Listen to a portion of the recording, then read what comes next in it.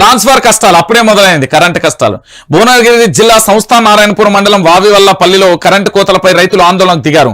అది కూడా ఉదయం 4 గంటల నుంచి 7 గంటల వరకు, మధ్యాహ్నం 12 గంటల నుంచి 2 గంటల వరకు, సాయంత్రం మరో 3 గంటలు మాత్రమే కరెంటు ఇస్తున్నారని ఆవేదన వ్యక్తం చేస్తున్నారు. కరెంటు కోతలతో 4 రోజులలో 4 సార్లు ట్రాన్స్ఫార్మర్లు కాలిపోయిందంటూ కరెంటు తీగలను పట్టుకొని ఇలా నిరసన వ్యక్తం చేస్తున్నారు అక్కడే రైతులు. ఇక చూడవా కరెంటు కష్టాలు. మరి అప్పుడు ఏదో ముచ్చట చెప్పిలు కదా, మొగోళ్ళ ముచ్చట చెప్పారు కదా, మరి ఇప్పుడు ఏమైపోయింది? ఆడంగేళ్ళ ఇలా లేకపోతే ఇంకేమన్నా నైరానే అడుగుతున్నారు తెలంగాణ ప్రజలు. వాళ్ళ బాధలు ఇలాంటి కష్టాలు ఇక్కడ మీకు కనబడుతున్న ఏ ఒక్క అంశం కూడా రావద్దు, గుర్తుపెట్టుకోరి.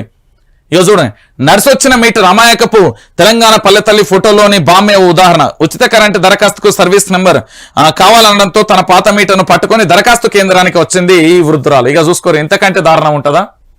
హరీష్ అన్న రైతు బంధు పడలే. ఎమ్మెల్సీ సత్యవతి రాథోడ్ సోదరుడి దశ దిన కర్మకు ఎమ్మెల్యే హరీష్ రావు హాజరైన సందర్భంగా ఆసక్తికరమైన పరిణామం చోచుకుంది. జనం మధ్య నుంచి హరీష్ రావు నడుచుకుంటూ వస్తున్నప్పుడు పెద్ద కేక వినిపించింది. ఆయన అటు చూడగానే కురవి మండలం కంచర్ల తండాకు చెందిన రైతు బారోతు వీరన్న ముందుకొచ్చారు. హరీష్ అన్న ఇంకా రైతు బంధు పడలేదు, పెట్టుబడికి ఇబ్బంది అవుతుందనేది కేసీఆర్ ప్రభుత్వం పైసలు వేస్తుండే ఇన్ టైం కు ఆవేదన వ్యక్తం చేయాలి. రైతు బాధను అర్థం చేసుకున్న హరీష్ రావు మౌనంగా ముందుకు కదిలారు అంటూ కూడా చెప్పిన పరిస్థితి కనబడుతుంది. ఇక ఆలోచించరు తెలంగాణ ప్రజలారా, చూడుర్రి.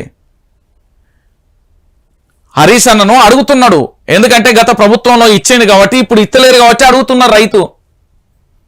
హరీష్ అన్న మాకు రైతు బంధు వల్లే అని అడుగుతున్న పరిస్థితి మన గింత దౌర్భాగ్య పరిస్థితి.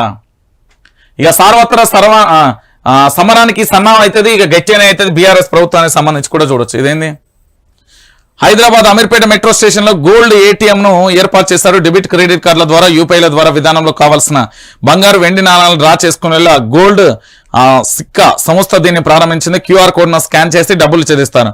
1/2 గ్రామ్ నుంచి 100 గ్రాముల వరకు పూర్తి స్థాయిలో వెండి నాణాలను పొందవచ్చు. తన సంస్థ 99.99% అంటే ఇంకొక 1% ఎక్కడ పోయింది అనేది కూడా చెప్పాలి ఆయన.